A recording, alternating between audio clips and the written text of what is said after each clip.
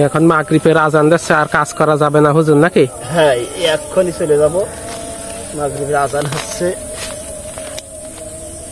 আমরা জানি, কিন্তু মানাটাই তো কষ্ট। যেহেতু জুমার দিন আর মাগরিবের রক্ত, এই দুটো সময় আজানের পরে কাজ করাটা হারাম। কাজ করতে আছে আজানের পরে না, জুমার দিন আর মাগরিবের নামাজের আজানের পর, আর জুমার দিন জুমার আজানের পর কাজ করাটা হারাম।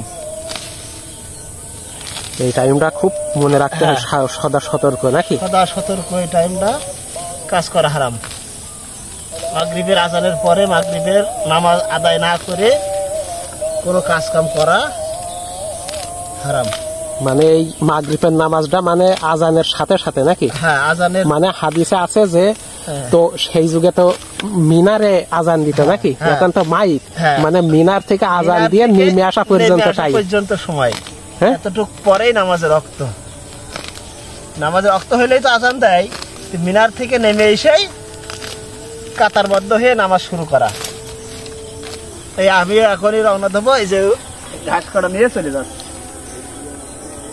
আল্লাহ, আজান শুরু হয়ে গেছে, এবার গরু নিয়ে বাড়ি ফিরে চলে যাবা নাকি?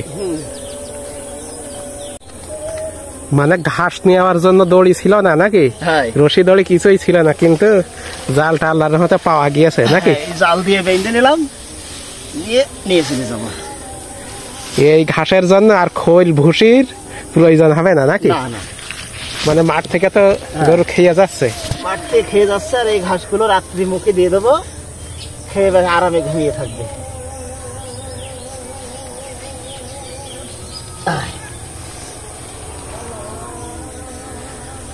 আল্লাহ হাফেজ।